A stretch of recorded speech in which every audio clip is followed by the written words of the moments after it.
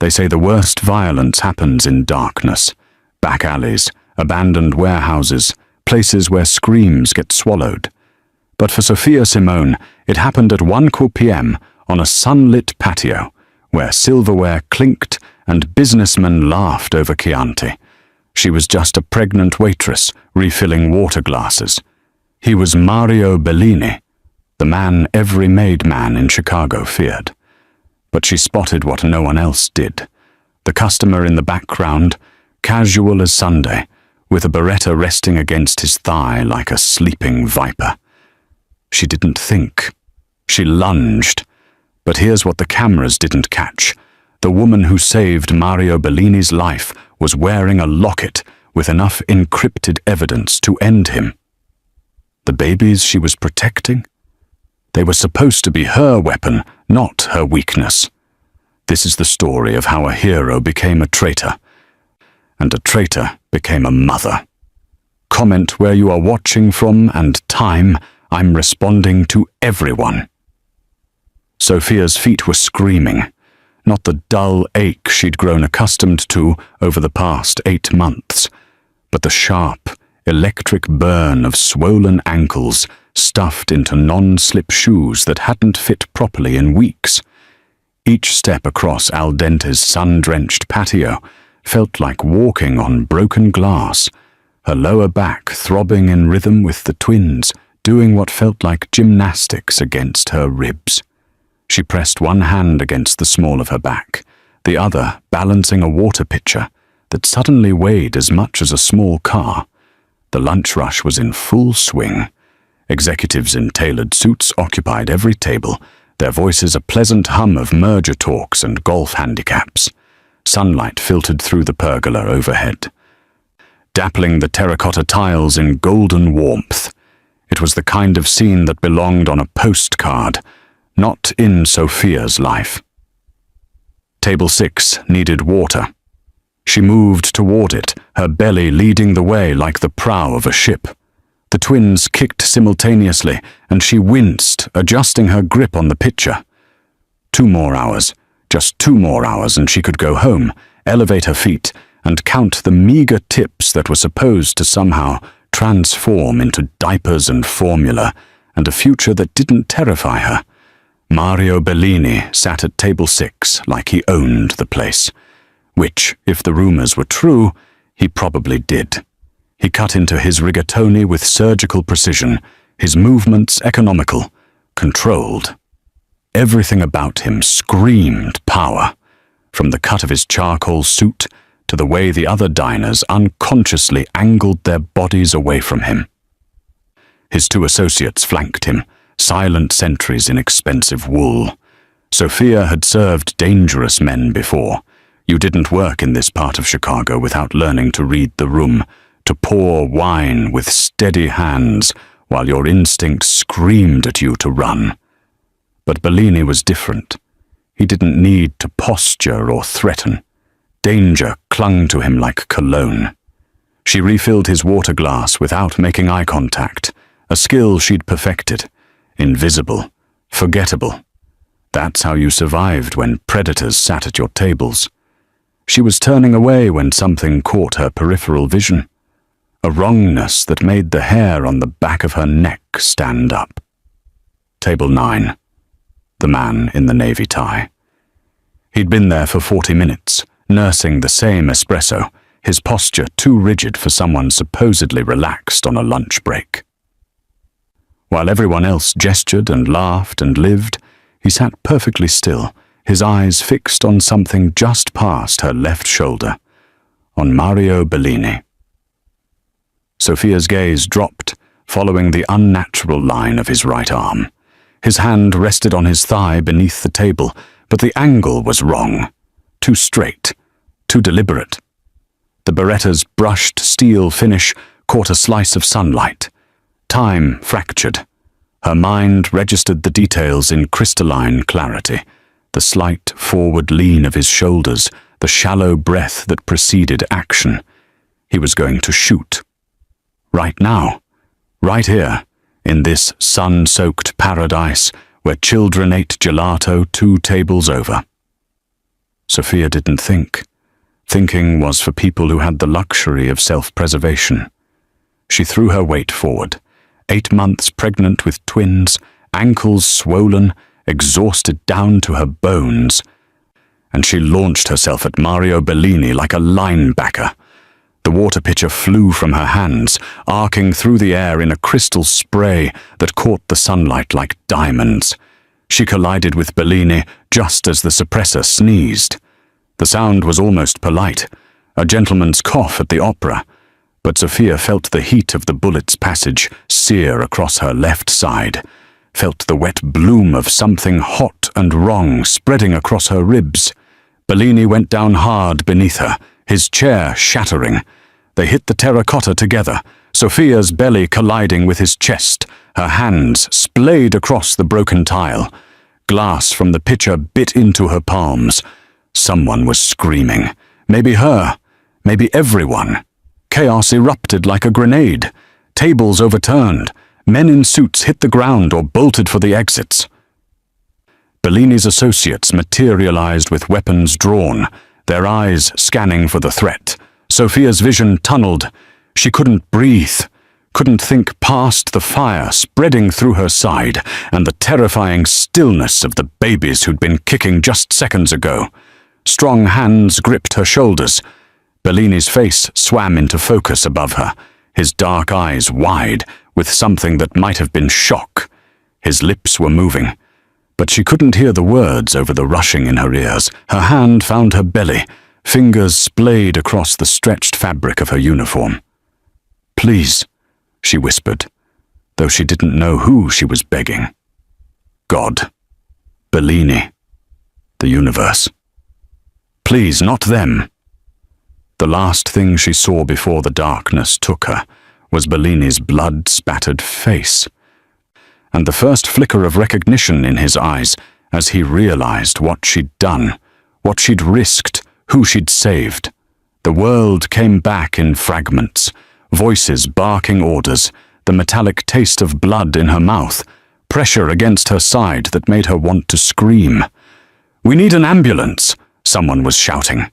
One of the businessmen, his voice high with panic. "She's bleeding, she's—" "No." Mario Bellini's voice cut through the chaos like a blade. "No ambulance, no police. Get the car." Sophia's eyes fluttered open.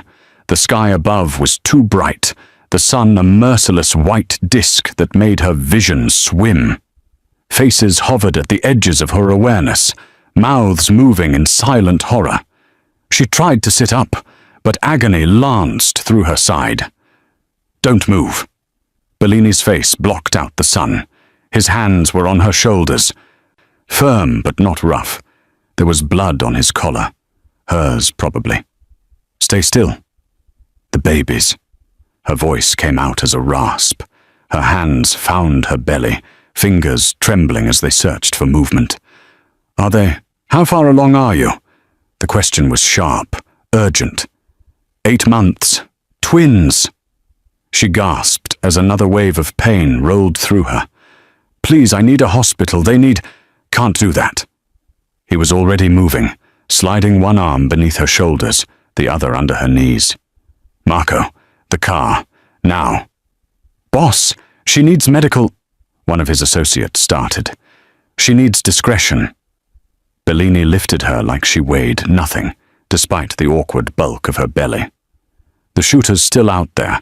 We go to a hospital. We're sitting ducks. Get the car." Sophia's head lolled against his chest as he carried her through the chaos. The patio was a war zone, overturned tables, shattered glass, abandoned meals growing cold in the sunlight. Someone had covered the spot where the bullet struck with a tablecloth, but she could see the dark stain spreading underneath. Her hand flew to her neck, fingers closing around the delicate chain, the locket. Still there. The metal was warm against her palm, and she clutched it tight enough to hurt. Everything she'd endured for the past 6 months, the fear, the loneliness, the careful planning, it all came down to this small piece of metal hanging against her heart. What is that? Bellini's eyes tracked her movement. Nothing. She tucked it beneath her collar with shaking fingers. Family heirloom. He didn't believe her. She could see it in the slight narrowing of his eyes. But then they were moving again, and he carried her through the restaurant's interior, past the kitchen, where cooks stood, frozen with knives and pans, past the bar where bottles still gleamed in tidy rows. The armored SUV waited in the alley, black and hulking, its engine already running. Marco held the door open, his face grim. Bellini slid into the back seat, with Sophia still cradled against him, maneuvering carefully to avoid jostling her belly. "Drive," he snapped, as Marco climbed into the front. "The safe house on Erie, and lose anyone following." The SUV lurched forward. Sophia bit back a cry as the movement sent fresh agony through her side. She could feel the wetness spreading beneath her uniform, warm and sticky. Too much blood. Way too much blood. "How bad is it?" She forced the words out through clenched teeth. Bellini was already pulling her uniform away from the wound, his movements precise, despite the vehicle's motion. His jaw tightened as he examined the damage. Graze. Deep, but it didn't penetrate the abdominal wall. "You got lucky." Lucky. She wanted to laugh, but it hurt too much. Lucky would have been not working today. Lucky would have been the shooter having worse aim, or better aim, or not existing at all. "The babies," she whispered. His hand moved to her belly, palm flat against the stretched fabric. For a long moment, nothing. Then, a kick. Small, but definite. Sophia's breath hitched. "They're moving." His voice carried something that might have been relief. "That's good. That's—" He reached for something in the seat pocket, came up with a first aid kit. "I need to stop the bleeding. This is going to hurt." He didn't wait for her consent. Gauze pressed against her side, and this time Sophia did scream, her back arching off the seat. The locket swung free from her collar, catching the light filtering through the tinted windows.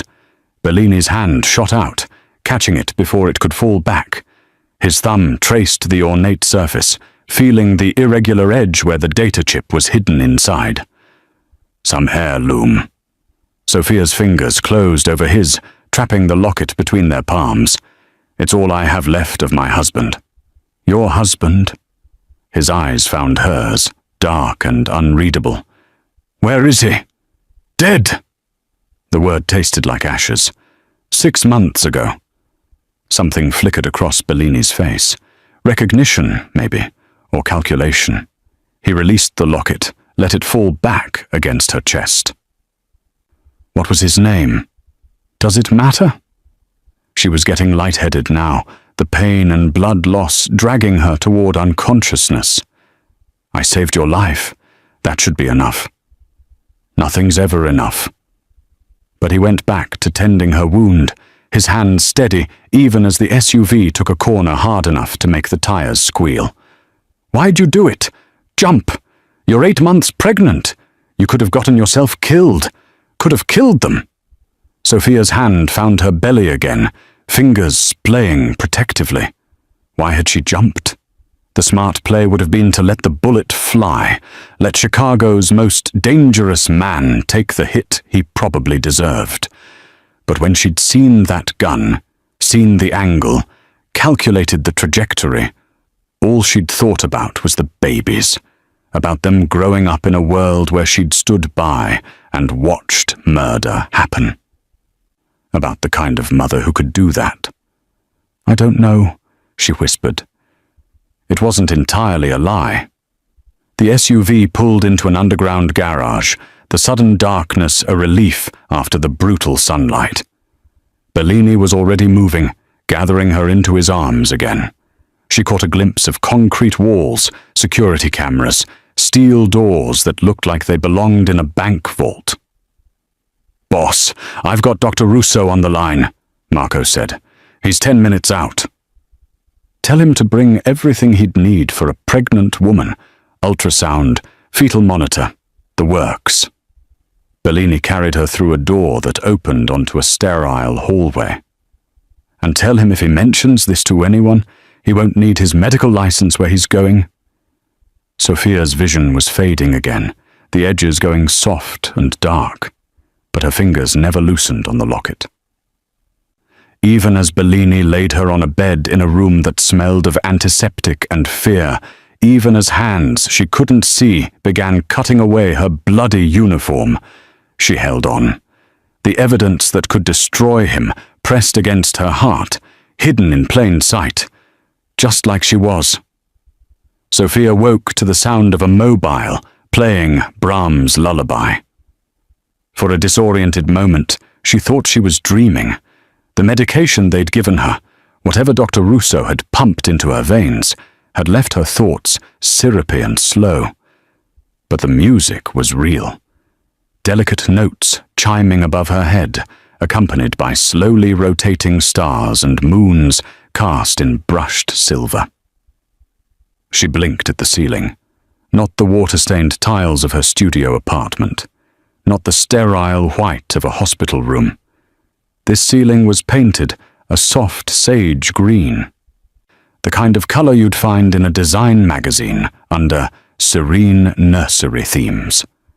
Sophia turned her head, and the breath caught in her throat.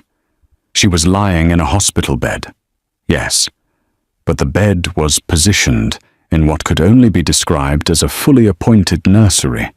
2 cribs stood against the far wall, their white rails pristine and unused. A rocking chair sat by the window, cushioned in cream linen. Shelves lined with unopened boxes, monitors, sterilizers, warmers, all top of the line. A changing table stocked with diapers still in their packaging. Everything coordinated in shades of white and grey, and that same peaceful sage. Everything perfect. Everything waiting. Everything abandoned. "You're awake."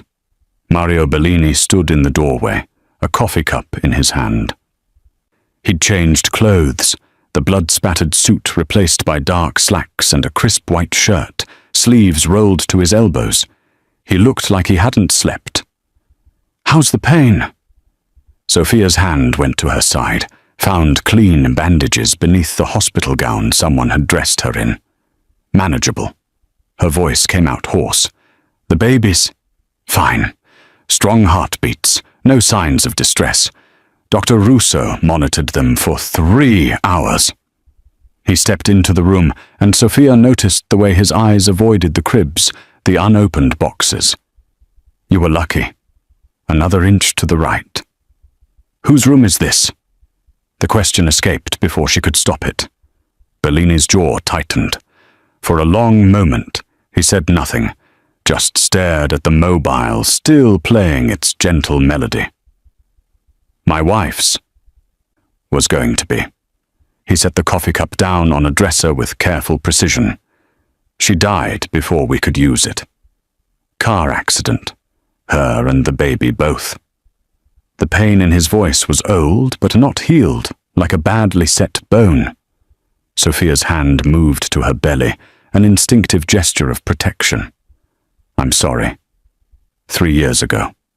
He turned to face her fully, and the grief was gone, locked away behind the mask he showed the world. "Which brings me to my question. Why'd you do it, Sophia? And don't tell me you don't know. You had time to think while you were unconscious." She'd had time to prepare this answer, had rehearsed it in the moments before the medication dragged her under. "I'm 8 months pregnant with twins. I'm broke. I work at a bistro for minimum wage, plus tips that barely cover rent." She met his eyes. Let him see the desperation that wasn't entirely fabricated. "You're Mario Bellini. Everyone knows who you are, what you can do. I thought, if I saved your life, maybe you'd help me. Help them." So it was calculated. Something that might have been disappointment crossed his face. A business transaction. No. This part was true, which made it easier to sell. When I saw that gun, I didn't think about money or favors. I just moved. But now, she gestured at the room, the medical equipment, the fact that she was alive and her babies were safe. Now I'm thinking maybe there's a reason I'm here, in this room. Maybe it's fate or God or just dumb luck. But I saved you, and you saved us, and I need help I can't get anywhere else. Bellini studied her, his dark eyes searching for the lie beneath the truth. What happened to your husband? Really? Sophia's hand found the locket again, the metal warm against her palm. He died in a warehouse fire. South Side. Police said it was gang-related. Wrong place, wrong time. She swallowed hard. They never found enough of him to bury. She watched Bellini's face carefully, looking for recognition, for guilt, for any sign that he knew the warehouse had been his, that the fire had been set by his people, that her husband had burned alive for stealing from the Bellini family. But if he knew, his expression didn't betray it. What was his name? Does it matter? She turned her face away. He's gone. I'm alone. And in a month, I'll have 2 babies, and nowhere safe to raise them. You're not alone anymore. Bellini moved to the window, looked out at whatever view his fortress afforded. You took a bullet for me. That means something. It means I owe you. I don't want charity. Good, because I don't give it. He turned back to her, and now she saw the calculation in his eyes, the same arithmetic that had built his empire. You stay here until you deliver. Full medical care, security, everything you need. After the babies come, we'll discuss long-term arrangements. It was exactly what she'd hoped for. Access to his home, his trust, his guard lowered just enough for her to complete her mission. So why did her stomach twist with something that felt uncomfortably like guilt? Why? She asked. Why help me? Bellini's gaze drifted to the cribs again, to the future that had died with his wife. Because those babies deserve better than what the world gave them. And because maybe... He paused, seemed to be choosing his words carefully. Maybe this room deserves to be used for what it was meant for. After he left, Sophia waited a full 10 minutes before reaching for her clothes. They'd been cleaned and folded, placed on a chair beside the bed. Her phone was in the pocket, battery nearly dead but functional. She typed quickly, hands shaking. I'm in. Full access. Need 2 weeks to locate the safe. The response came within seconds. You have 1 week. He finds that evidence. You're dead. Your babies are dead. Don't forget what you owe us. Sophia deleted the messages, her thumb hovering over the locket's clasp. Inside was a data chip containing 6 months of her dead husband's digital footprints, bank transfers, shell companies, names and dates that would unravel the Bellini empire like pulling a thread. Her husband's former associates wanted it planted in Bellini's personal safe, insurance against the man they feared most. They'd promised her freedom in exchange, a new identity, money, safety for her and the twins.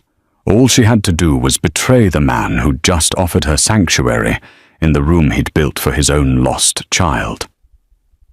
Sophia closed her fist around the locket and felt the sharp edges bite into her palm. 1 week. She had 1 week to decide who she was. The desperate widow playing both sides to survive, or the woman who'd thrown herself in front of a bullet without thinking of the cost. The mobile above her head continued its lullaby, stars and moons turning in their eternal rotation, and Sophia closed her eyes against the tears that suddenly threatened. In the corner, the empty cribs waited. The 3rd day in the nursery. Sophia made it exactly 6 steps before her legs betrayed her. She'd been trying to reach the bathroom on her own, tired of pressing the call button, tired of being helpless.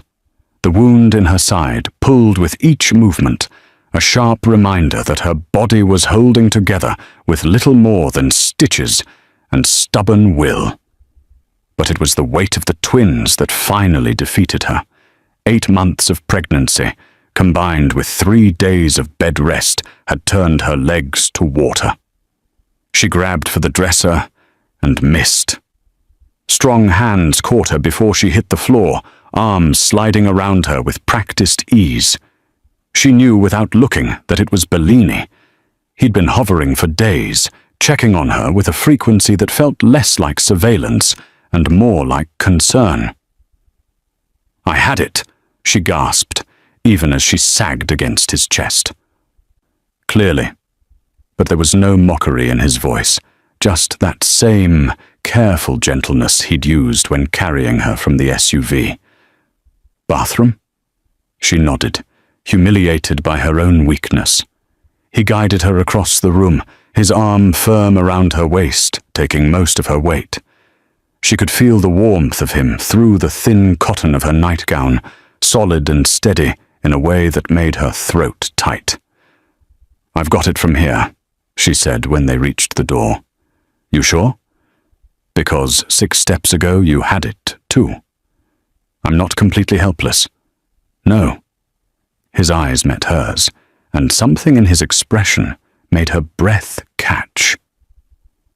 "You're just recovering from a gunshot wound while 8 months pregnant with twins, but completely capable. My mistake." She wanted to argue, but another pull from her side made her wince. Bellini saw it, and his jaw tightened. "I'll be right outside. Yell if you need me."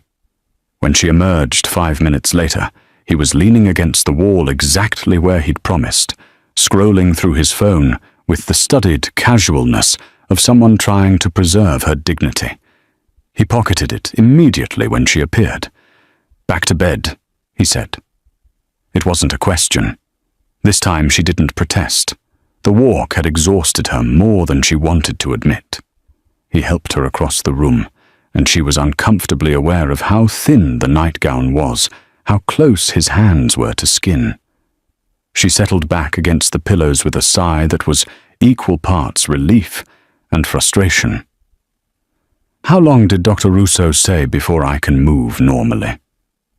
"He said you're not moving anywhere for at least 2 weeks, which means a month." "Knowing you." Bellini pulled the rocking chair closer to the bed, sat down with the ease of someone who'd spent considerable time in that exact position. "You're healing well, but you're also growing 2 humans. Your body needs rest." "My body needs to not be a prisoner." "Guest," he corrected. "Guests don't get shot at. Neither do most people having lunch." A smile ghosted across his face, there and gone so quickly she almost missed it. "Fair point." One of the twins chose that moment to execute what felt like a full gymnastics routine against her ribs. Sophia gasped, her hand flying to her belly. The movement was sharp enough that it was visible through the nightgown, a distinct bulge pressing out before retreating. Bellini leaned forward, his casual posture forgotten. Is that normal?" "Unfortunately."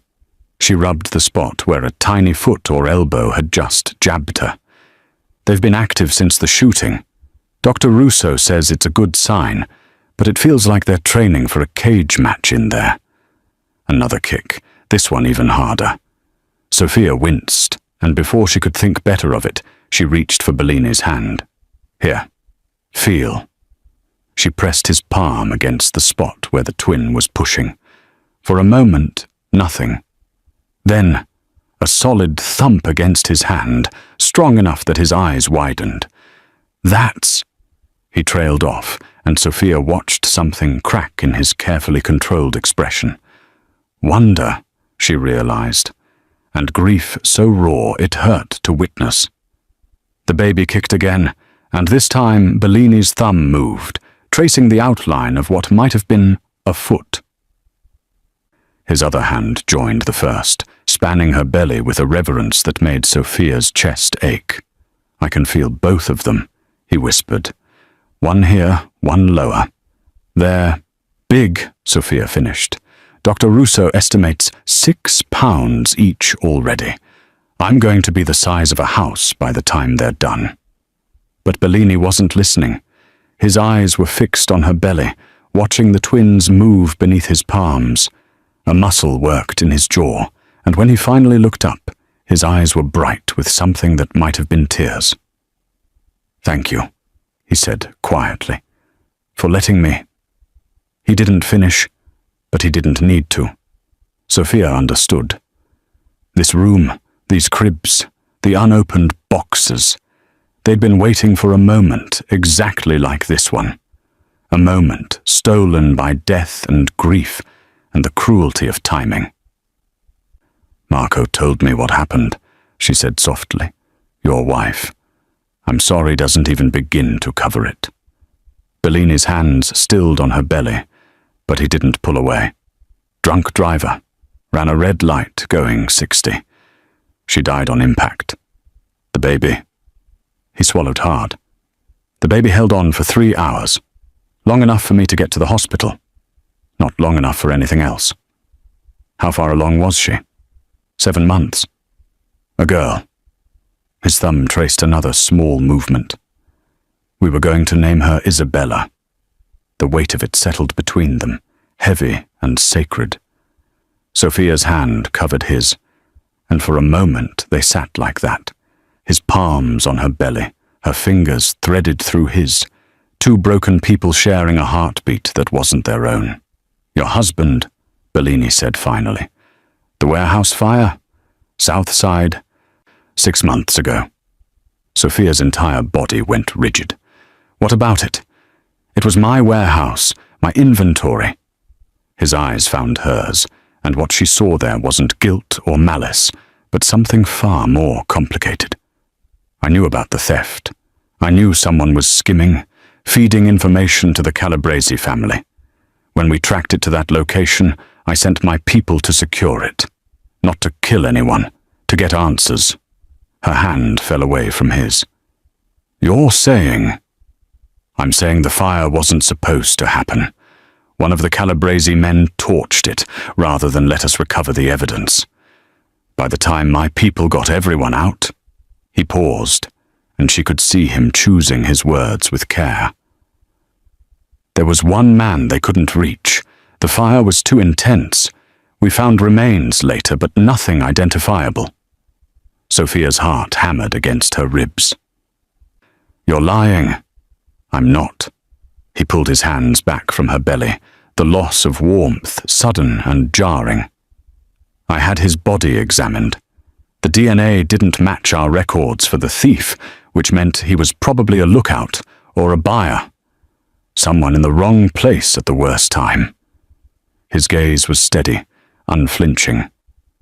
"I'm sorry for your loss. But I didn't kill your husband. I tried to save him." The locket felt like it was burning against her skin. 6 months of rage, of planning, of believing that the man sitting beside her was a murderer. All of it built on information, fed to her by people she'd trusted, because she had no one else to trust. "Why tell me this?" Her voice came out barely above a whisper. "Because you saved my life. Because you're carrying life under my roof. And because..." One of the twins kicked again, visible even without his hand there to feel it. "Because I don't want lies between us. Not here. Not in this room." Sophia closed her eyes, felt the tears finally spill over. She didn't know what she was crying for anymore. Her husband, her mission, the man whose hand had just cradled her children with more tenderness than their own father ever had. When she opened her eyes again, Bellini was holding out a tissue, his expression carefully neutral.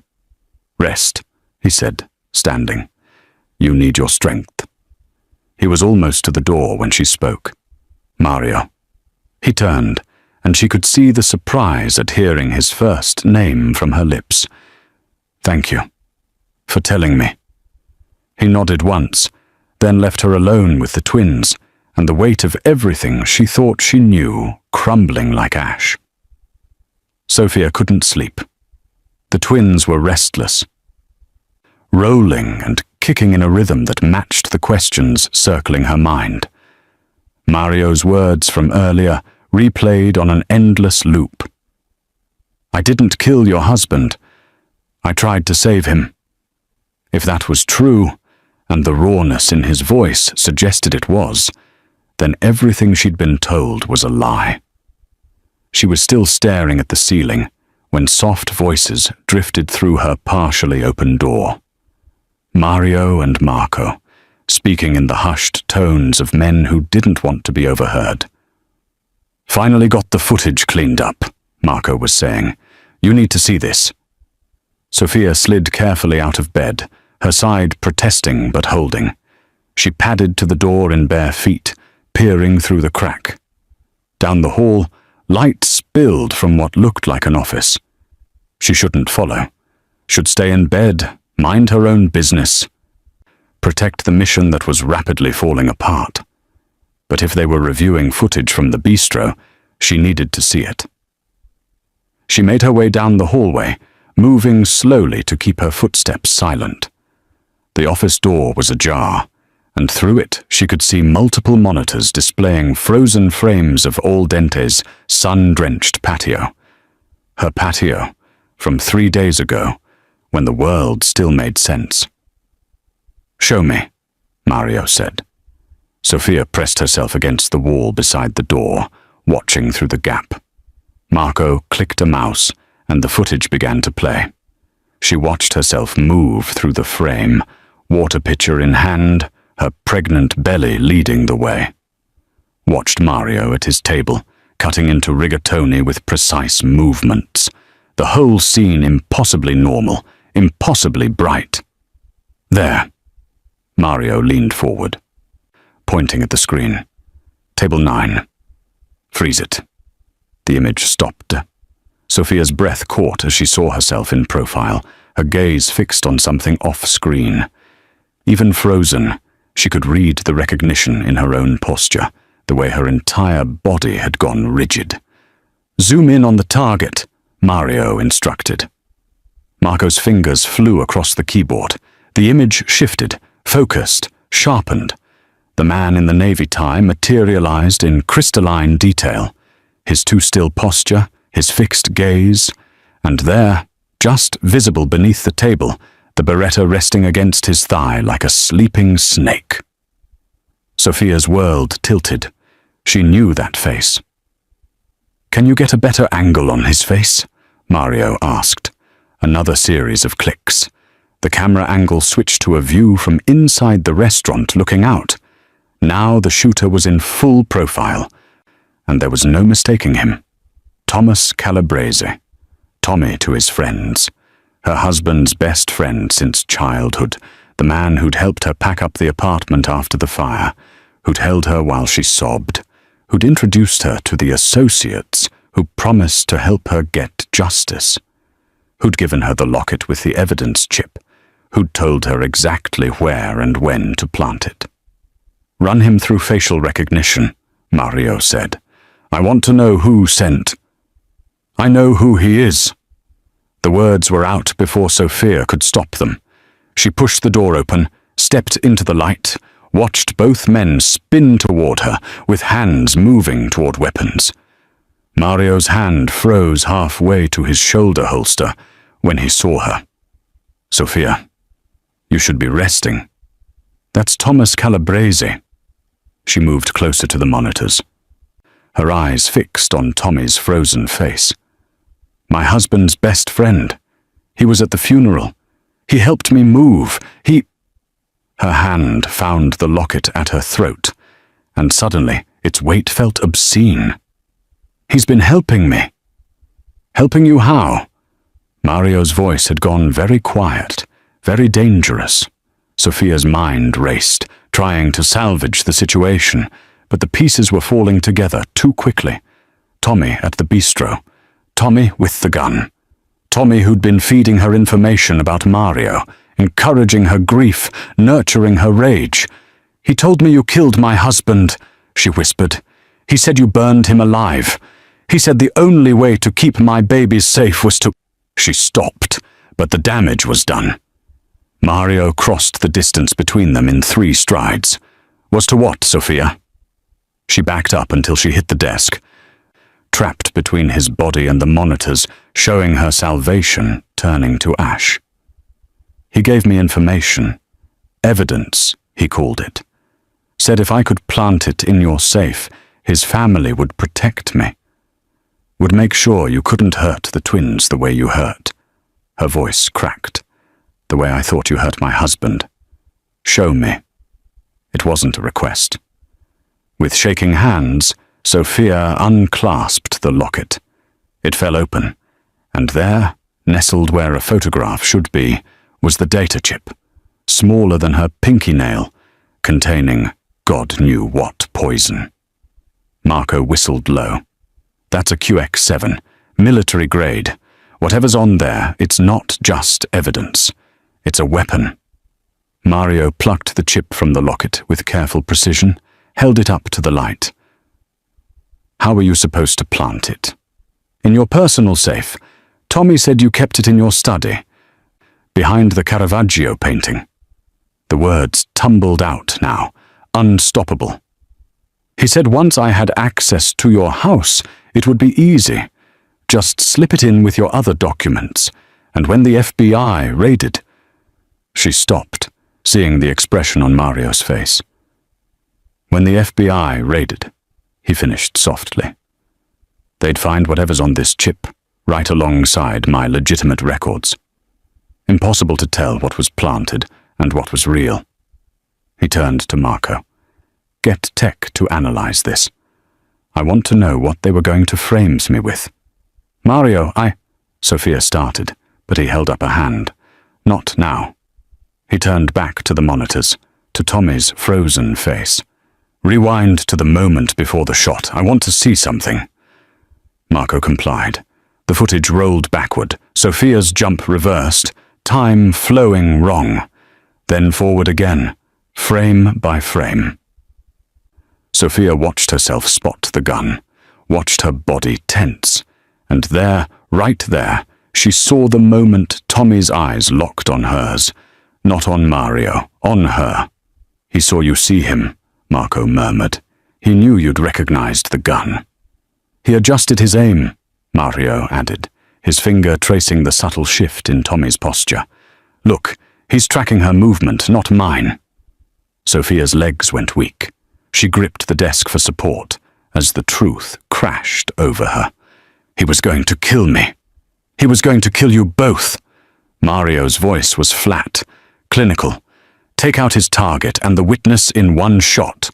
When you jumped, he had to choose. He chose you." The room spun. Sophia pressed a hand to her belly, felt the twins moving beneath her palm, oblivious to how close they'd come to dying before they ever drew breath. But why? If he wanted the evidence planted, why kill me before? Because you were never supposed to plant anything. Mario turned to face her fully, and she saw her own realization reflected in his eyes. You were the plant, a pregnant widow with a grudge and a data chip. When they found your body next to mine, the chip would be discovered. Tragic murder-suicide. The evidence would be admissible. You'd be dismissed as an unstable woman, driven mad by grief. And the Calabresi family would have everything they needed to dismantle my organization. Sophia's knees buckled. Marco caught her before she fell, guided her into a chair that suddenly seemed like the only solid thing in a tilting world. Tommy came to the funeral, she whispered. He cried. He held my hand and promised he'd help me take care of the babies. The tears came hot and fast. He was my husband's best friend. He was a Calabresi enforcer, Mario corrected gently. And your husband wasn't skimming from me. He was skimming from them. They killed him, Sophia. They burned him alive to destroy the evidence of their own corruption. And then they spent 6 months turning you into a weapon. The locket hung open in her hand, empty now, just a hollow shell. Like everything she'd believed, like the friendship she'd trusted, like the justice she'd thought she was seeking. They used me, she breathed. They used my babies. They tried to. Mario crouched in front of her, his eyes level with hers. But you jumped the wrong way. You saved the wrong man. And now Thomas Calabrese is on camera attempting to murder the mother of 2 unborn children. His smile was sharp enough to cut. Which means the Calabrese family just made a very serious mistake. Sophia looked at the monitors, at Tommy's face, frozen in the moment before he pulled the trigger. The man who'd helped her pack her husband's clothes, who'd recommended the bistro because Bellini eats there every Thursday, who'd given her a locket full of lies and sent her to die. What happens now? She asked. Mario stood, his hand resting briefly on her shoulder. Now? Now we make sure Thomas Calabrese regrets leaving you alive. The pain hit Sophia like a freight train at 3 a.m. She jolted awake, gasping, her hands flying to her belly as it hardened beneath her palms. The contraction, because that's what it had to be, nothing else felt like this, rolled through her in a wave that started in her lower back and radiated forward with relentless pressure. No, she whispered to the dark room, to the twins, to fate itself. Not yet. Please not yet. She'd been having Braxton Hicks for weeks, practice contractions that tightened and released without rhythm or purpose. Dr. Russo had warned her they'd get stronger in the final weeks. But this was different. This felt purposeful, real. The contraction peaked and slowly ebbed. Sophia forced herself to breathe, counting the seconds until her belly softened again. 68 seconds. That's how long it had lasted. She waited, watching the digital clock on the nightstand. Maybe it was nothing. Maybe it was just stress from the revelations about Tommy, about the chip, about everything she'd believed turning to ash. 12 minutes later, the next one hit. This time she couldn't stay quiet. A sound escaped her throat, half gasp, half moan, and she heard immediate movement from the hallway. A door opening. Footsteps. Mario appeared in the doorway, wearing sweatpants and nothing else, his hair disheveled from sleep. Sophia, contraction, she managed through gritted teeth. But it's too early. I'm only 35 weeks. They need more time. He was beside her in an instant, his hand finding hers. She gripped it hard enough to hurt as the pain crested. How far apart? 12 minutes.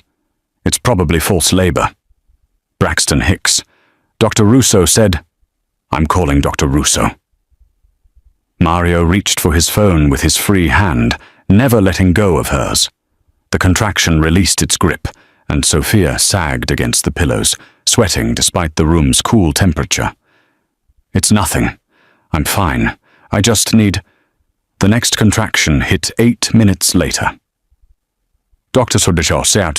Russo arrived within 20 minutes, his medical bag in hand, and his expression professionally calm despite being roused at 3 a.m. He performed the examination with efficient gentleness, while Sophia gripped Mario's hand through another contraction. Well, Dr. Russo said, snapping off his gloves, the good news is you're not in active labor yet. Cervix is closed. The twins' heartbeats are strong. And the bad news? Mario asked. These aren't Braxton Hicks. This is early labor. Your body's warming up for the real thing. Could be hours, could be days, but those babies are coming sooner rather than later. He pulled out a fetal monitor, began strapping it around Sophia's belly. I want continuous monitoring. If the contractions get closer than 5 minutes apart, or if your water breaks, we're delivering tonight. Sophia's hand went to the locket at her throat, an instinctive gesture of comfort that had become habit. Except the locket wasn't there. Her eyes flew to the nightstand where she'd left it before bed, but the surface was empty. Panic spiked through her, sharp and immediate. "Where's my locket?" "What?" Mario was focused on the monitor Dr. Russo was adjusting. "My locket! It was right here! Where?" Another contraction cut off her words, and this time the pain brought tears to her eyes. Dr. Russo's brow furrowed as he studied the monitor. "Your blood pressure just spiked. Sophia, I need you to try to stay calm. Stress isn't good for you or the babies right now." But she couldn't be calm. The locket was gone, and with it, the evidence chip that Tommy had given her. The chip that was supposed to be in Mario's safe by now, the chip that would have destroyed him if she'd completed her mission, the chip that Mario had removed from the locket hours ago in his office. Her eyes found his, and she saw the exact moment he understood what she was asking. His expression went carefully blank. "Marco," he called toward the hallway, "bring me Sophia's locket. Should be in the office." "No," Sophia gasped. "Mario, please." "The locket your husband gave you?" Dr. Russo asked conversationally as he adjusted the monitor's position. "Family heirloom, you said?" "Yes," she whispered, even as Marco appeared in the doorway with the locket dangling from his fingers. Even from across the room, she could see it was open. Empty. Mario took it, his movements deliberate. "Thank you, Marco." "That'll be all." Marco's eyes flicked between them, reading the tension, but he simply nodded and left. Another contraction built, but Sophia barely felt it past the ice flooding her veins. Mario held the locket up, let it catch the light. The empty space where the chip had been seemed to accuse her. "Mario," she started, but he held up his other hand. "Not now." "I can explain. I said not now." His voice was quiet, controlled, and somehow that was worse than anger. He closed the locket with a soft click and set it on the nightstand. "Right now, you're in early labor with twins at 35 weeks.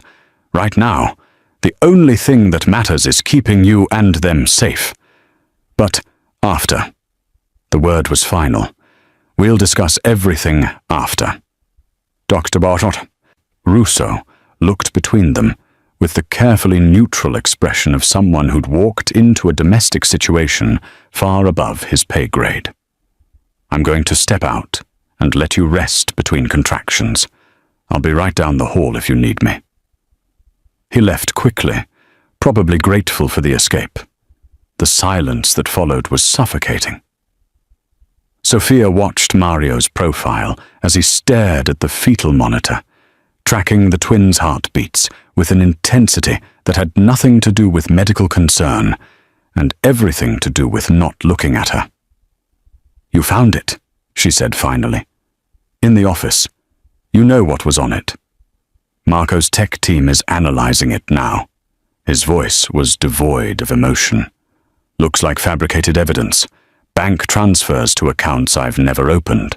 Communications I've never made. Enough to trigger a RICO investigation even if none of it's real." "Mario, I didn't know. When Tommy gave it to me, he said it was proof of what you'd done. He said I killed your husband." Mario's jaw tightened. "And you believed him? Believed it enough to come into my home, sleep in the room I built for my daughter, let me feel your children kick, and plan to destroy everything I've built." The accusation hung between them, and Sophia couldn't deny it because it was true. All of it was true. A contraction hit, harder this time, closer. She curled forward with a cry, and immediately Mario was there, his hand on her back, supporting her despite everything. The betrayal of his touch, still gentle, still careful, made her want to scream. "I'm sorry," she gasped when she could speak again. I'm so sorry.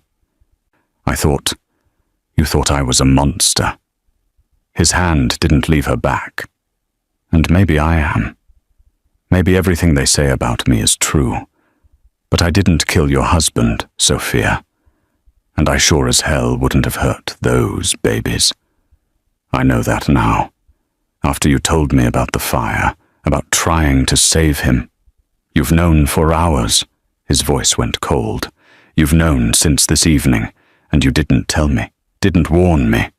You were going to let me walk around with a weapon planted in my own house. I didn't plant it. I was going to. But then I saw Tommy on the footage and everything changed. Everything changed when you got caught. He finally looked at her, and the disappointment in his eyes cut deeper than anger ever could. If Tommy hadn't tried to kill you, would you have gone through with it? Sophia opened her mouth to say no, to swear she would have confessed, but another contraction stole her breath. This one was stronger, lasting longer, and when it finally released her, she was shaking. 6 minutes, Mario said, checking his watch. They're getting closer. Mario, please, rest. He stood, moved toward the door. Dr. Russo said you need to stay calm. We'll talk after the babies are born. After you're safe. Where are you going? He paused in the doorway, his back to her. To make sure Thomas Calabresi can't finish what he started. To protect you, even though you came here to destroy me. His shoulders tensed, because apparently that's what I do now. Protect people who want me dead. I don't want you dead, she whispered. Not anymore. Maybe not ever. I don't know. But Mario, Another contraction cut off her words, and this time when she cried out, he didn't come back. She heard his footsteps receding down the hallway, heard a door close with careful finality. Sophia curled on her side, one hand on her contracting belly, the other reaching for the empty locket on the nightstand. Through the window, the first hints of dawn were breaking over Chicago, painting the sky in shades of grey and gold. 5 minutes later, the next contraction hit. 4 minutes after that, another. And somewhere in Mario's fortress, surrounded by men who owed her nothing and a man she'd betrayed, Sophia's body prepared to bring 2 innocent lives into a world built on lies and bullets and the wreckage of trust. The contractions had settled into a brutal rhythm, 4 minutes apart, lasting 90 seconds each, leaving Sophia gasping in the brief windows between waves. Dr. Russo had moved her onto the delivery bed he'd somehow manifested in the nursery, monitors beeping steadily as they tracked 2 heartbeats that weren't hers. You're at 6 centimeters, he said after another examination. We're committed now. These babies are coming today. Sophia barely heard him. The pain had become her entire world, narrowing her focus to the next breath, the next second, the next contraction that would crest and break and finally, mercifully recede. Mario hadn't returned. She told herself it didn't matter. Told herself she deserved his absence, his anger, his cold disappointment. But between contractions, when her mind cleared enough to think, she found herself watching the door and hating herself for hoping. The explosion came at 9:47 a.m. The windows rattled in their frames, the monitors flickered, and somewhere in the compound, alarms began to shriek. Dr. Russo's head snapped up. What was... Stay with her! Mario's voice came from the doorway, sharp and commanding. He was dressed for war now. Tactical vest, weapons visible. His eyes found Sophia's for one brief moment before sliding away. Marco, secure this floor. No one gets past that door. Boss, we need you in the security room. I said secure this floor. Mario was already moving, but he stopped at the threshold, his hand white-knuckled on the doorframe. How long? Could be hours yet, Dr. Russo said. First babies, twins, early labor. There's no way to predict. Another explosion, closer this time. Sophia felt it in her bones. Felt the twins react with a flurry of movement that made the monitors spike. "They found us," she gasped. "Tommy found us." Mario's expression went flat and lethal. "Let him come." "Mario, wait." But another contraction hit, vicious and overwhelming, and by the time she could see straight again, he was gone. The gunfire started 3 minutes later.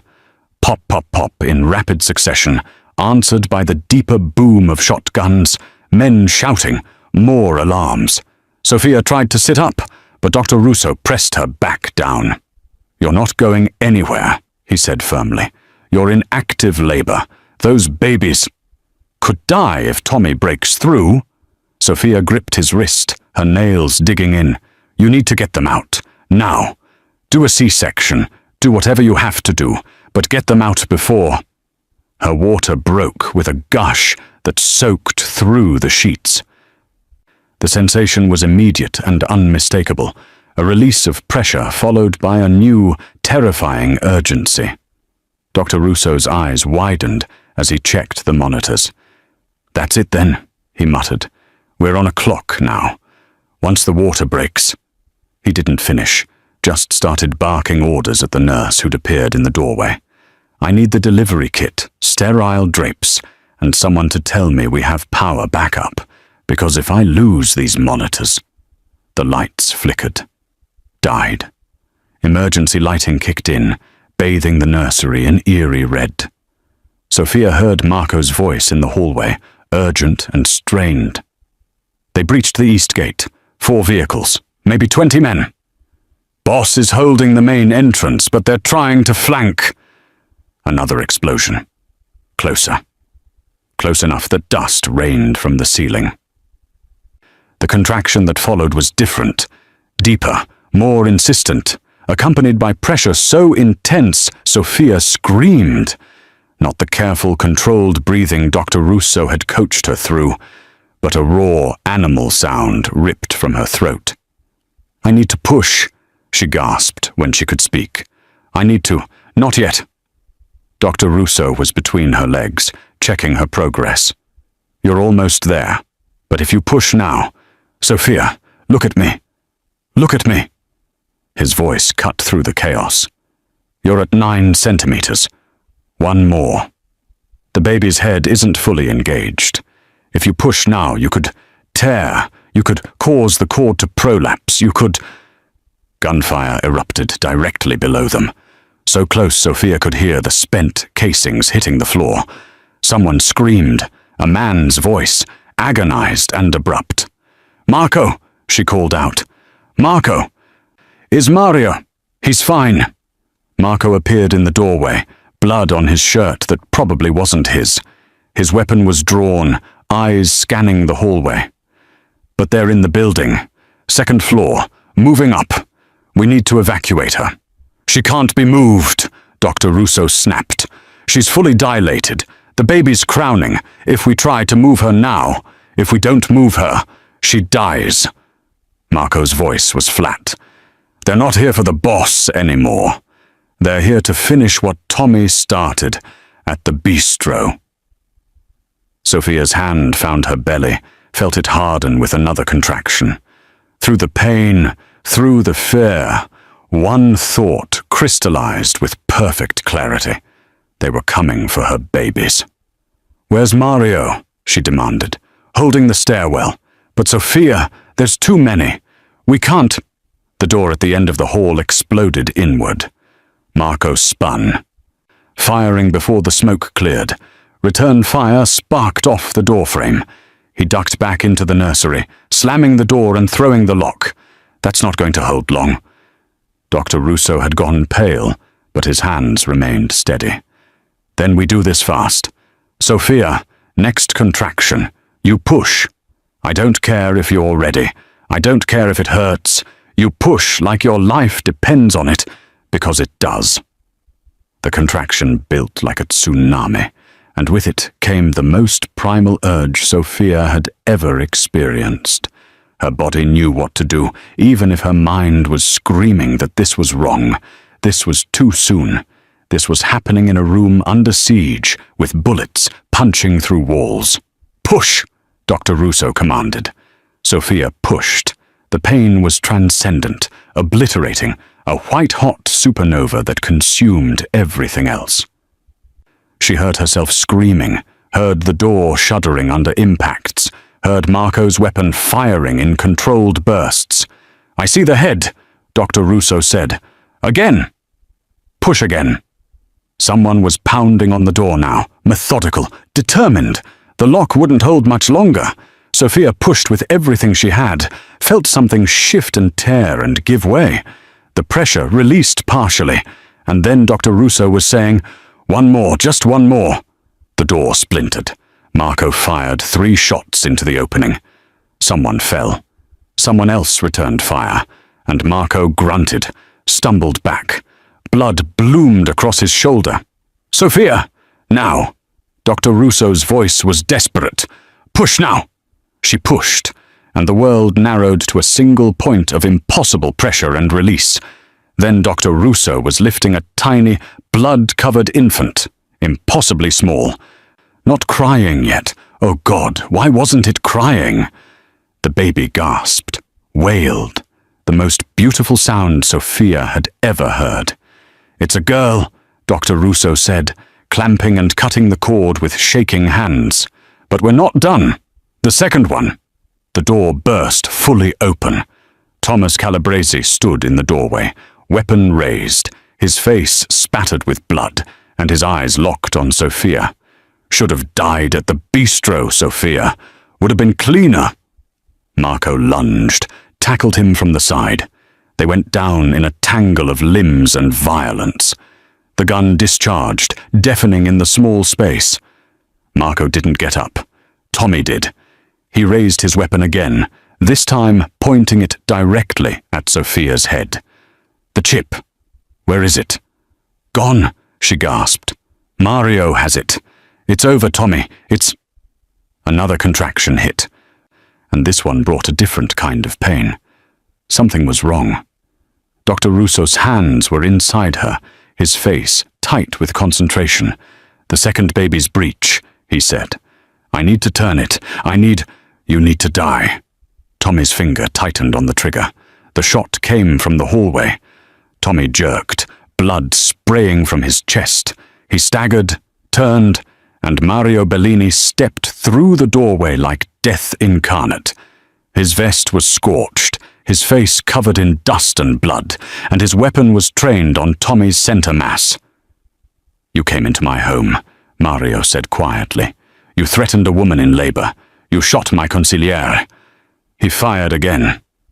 Tommy's knee exploded, "And you made the mistake of not finishing what you started." Tommy collapsed, screaming. Mario stepped over him without a glance, his eyes finding Sophia's. "How?" "Breach," Dr. Russo interrupted. "The second twin is breach and I can't— Sophia, I need you to push on the next contraction, but I have to turn the baby first, and this is going to hurt." "Do it!" Sophia gasped. What followed was agony beyond the contractions, beyond the gunshot wound, beyond anything she'd imagined. Dr. Russo's hands inside her, turning, manipulating, and then Mario was there, his hand gripping hers, his voice in her ear. "You're not dying in this room," he said. "You understand me? You're not dying in the room I built for my daughter. You're going to push, and you're going to live. And then you and I are going to have a very long conversation about trust and betrayal, and why I'm still standing here, instead of letting Tommy finish what he started." Sophia pushed, and finally, impossibly, Dr. Poulotte, Russo, lifted a second tiny infant, this one already screaming her fury at the world. "Two girls," he said, his voice shaking with relief. "You have 2 daughters, Sophia." Through the pain and exhaustion and shock, Sophia heard the words that changed everything. 2 daughters, hers, alive, safe. Sophia was crowning, when her dead husband walked through the door. She knew it was impossible, knew she'd seen the death certificate, attended the memorial service, scattered ashes that the medical examiner swore were his. But there he stood in the shattered doorway, Luca Simone, thinner than she remembered, a scar bisecting his left cheek, very much alive. Dr. Russo's hands froze between her legs.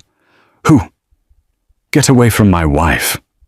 Luca's voice was exactly as she remembered, smooth, persuasive. The voice that had promised her forever and delivered only lies.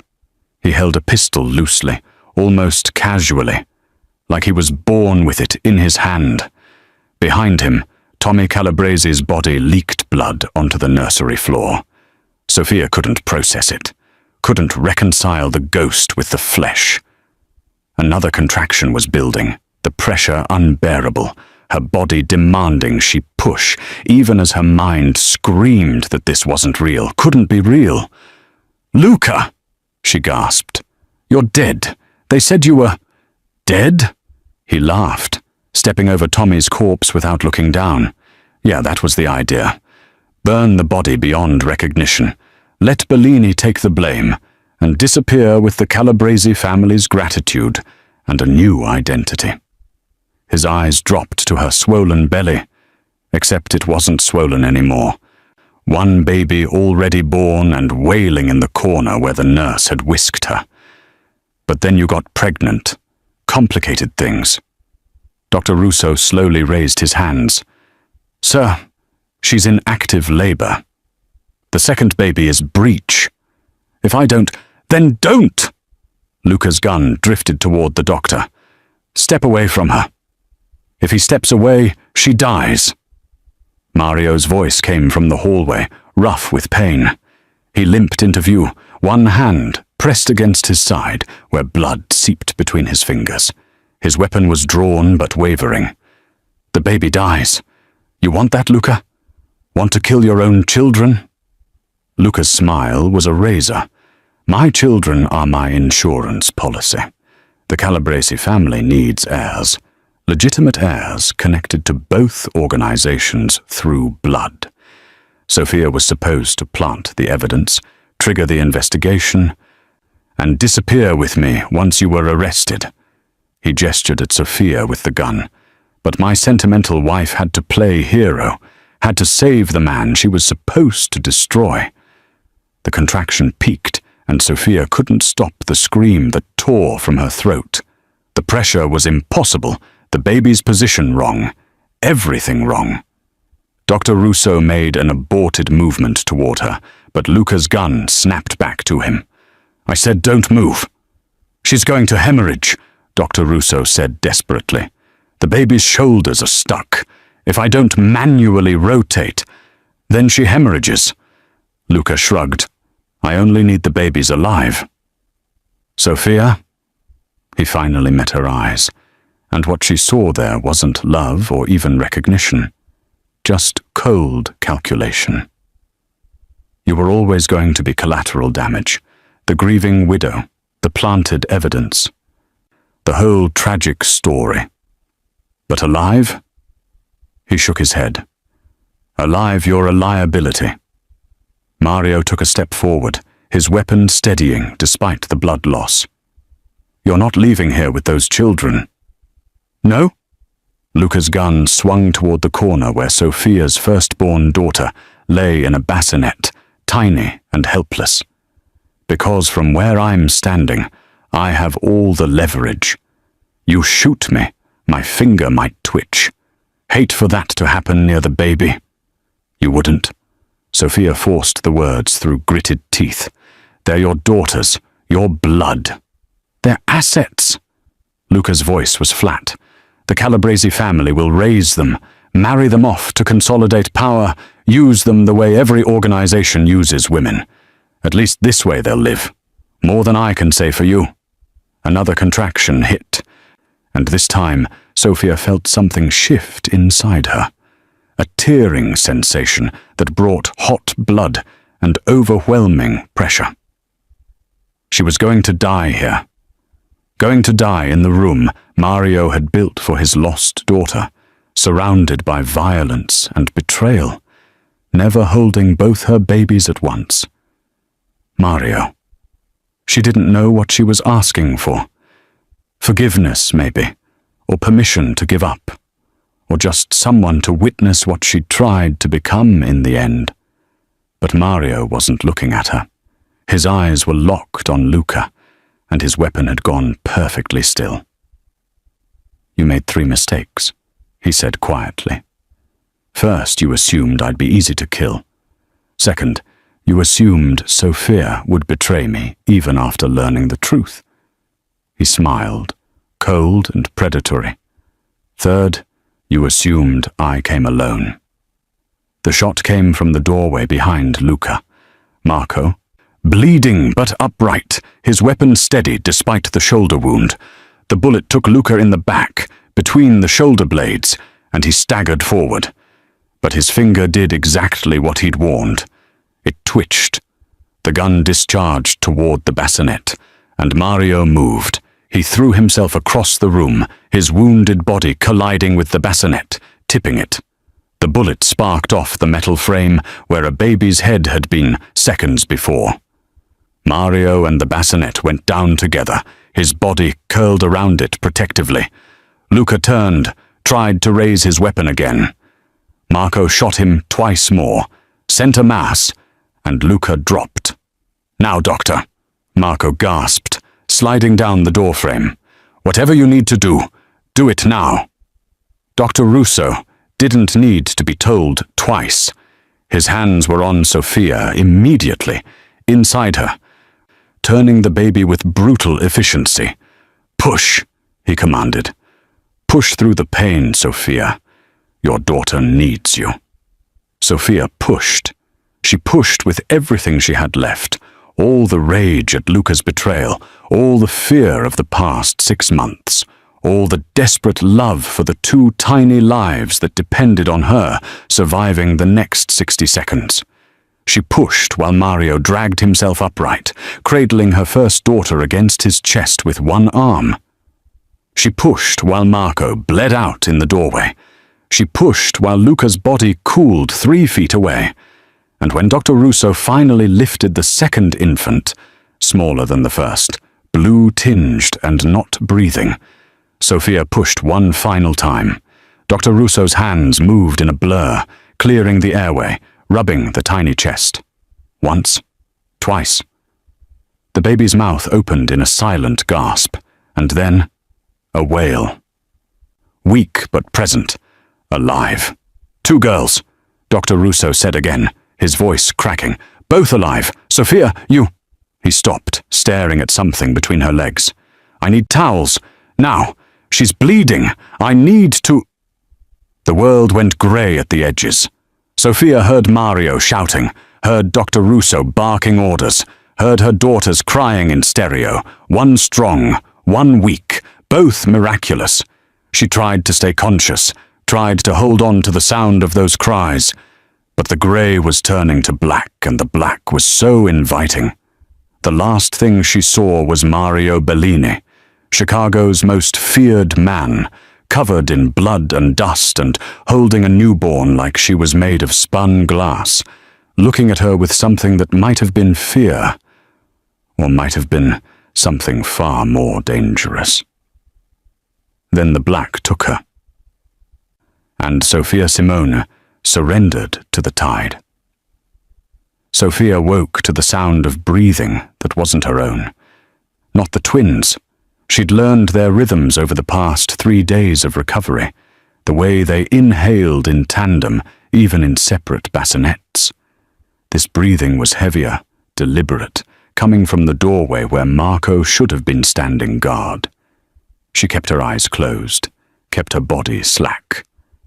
Let whoever it was think she was still unconscious from the blood loss, still helpless from the delivery that had nearly killed her.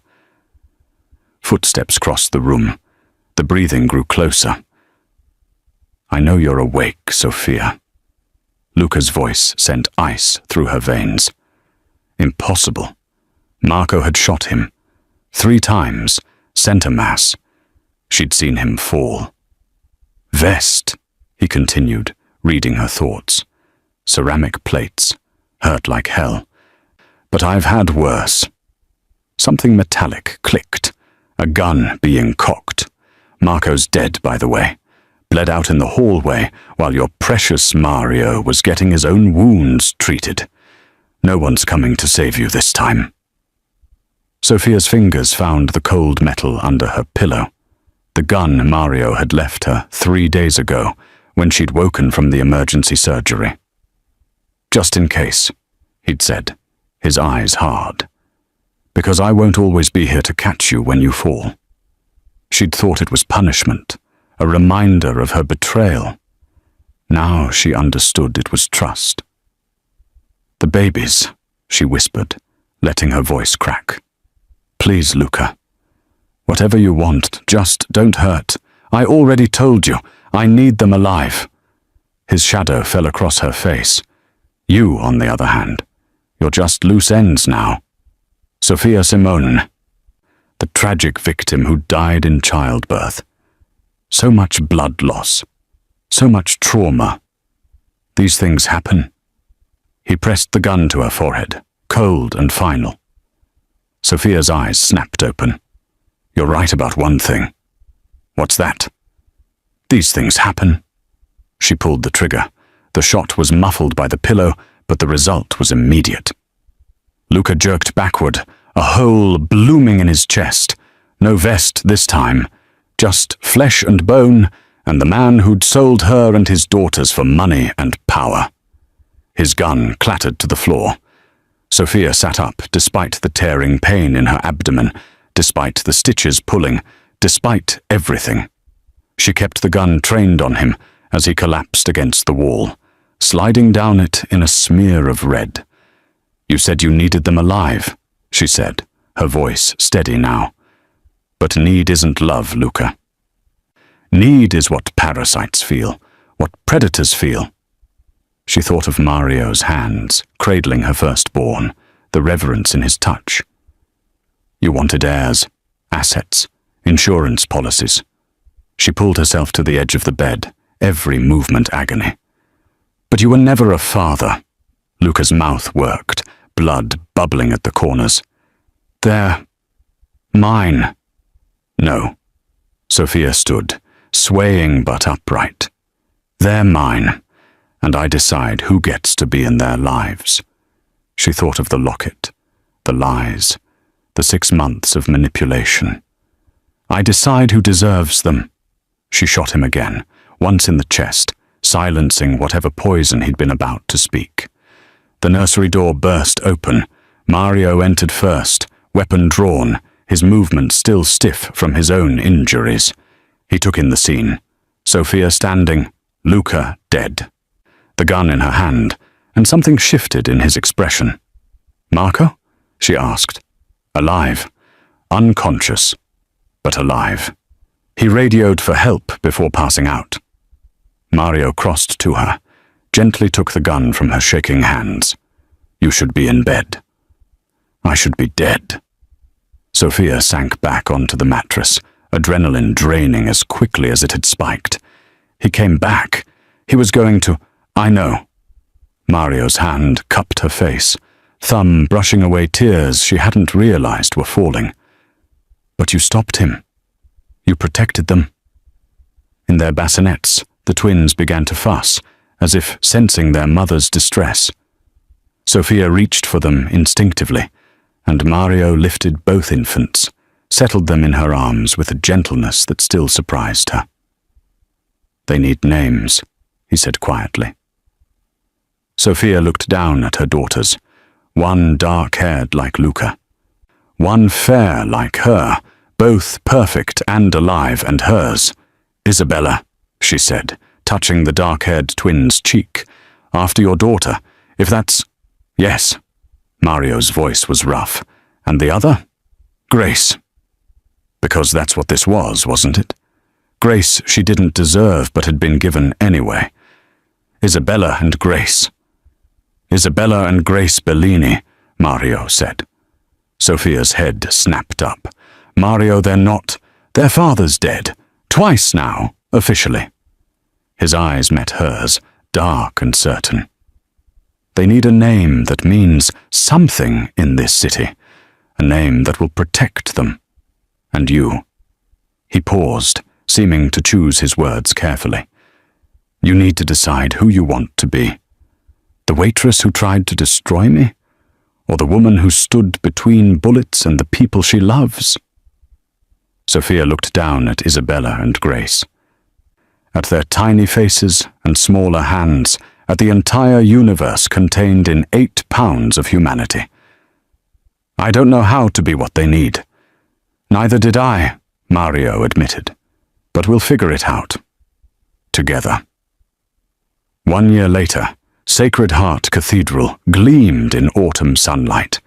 Sophia stood at the baptismal font in a dress that cost more than 6 months of her old waitress salary, watching Father Antonio bless the twins with holy water.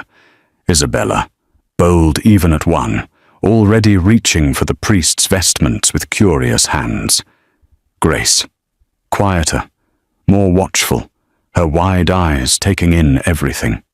Both wearing white lace gowns embroidered with the Bellini crest, both carrying a name that meant power and protection in equal measure.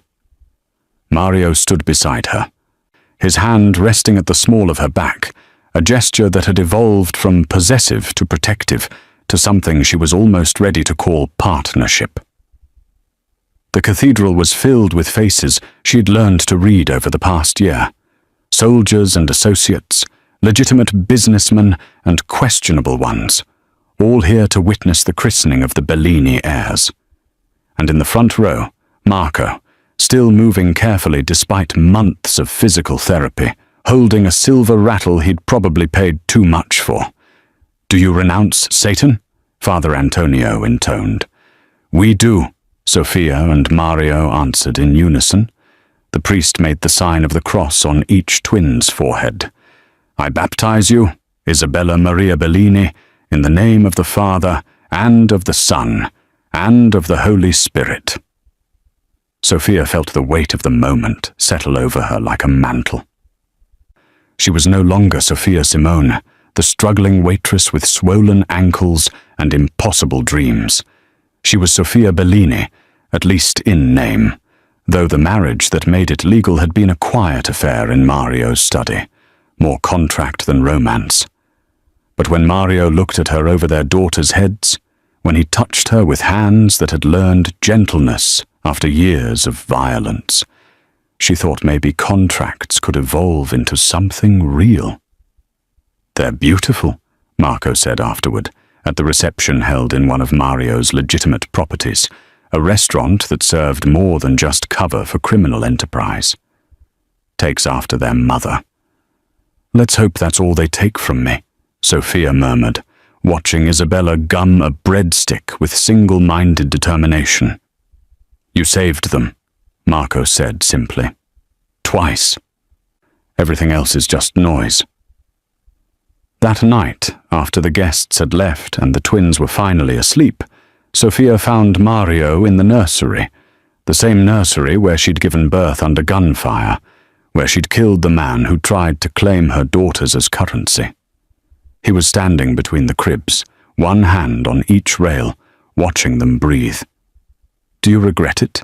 She asked quietly. Taking us in. Giving them your name.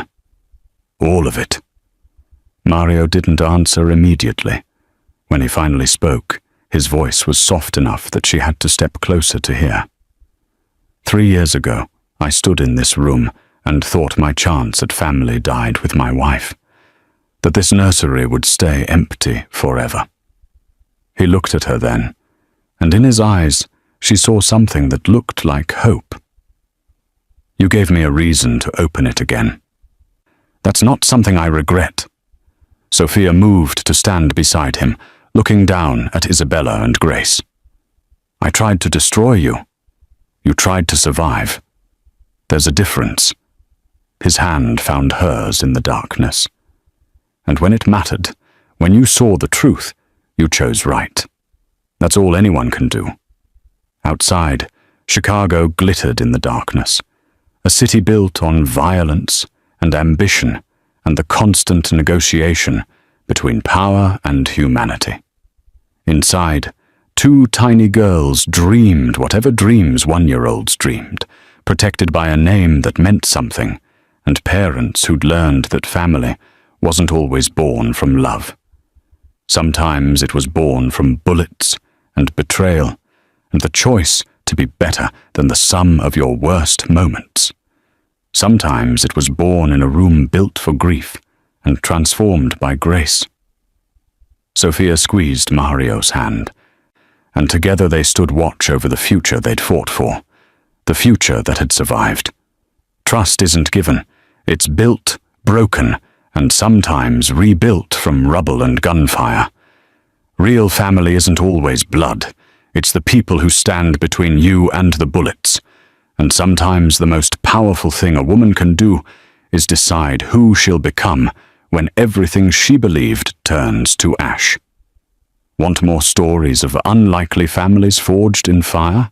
Hit that like button, subscribe for tales of redemption and second chances, and drop a comment telling us, would you have pulled the trigger? Would you have trusted Mario? Your story matters. Share it below.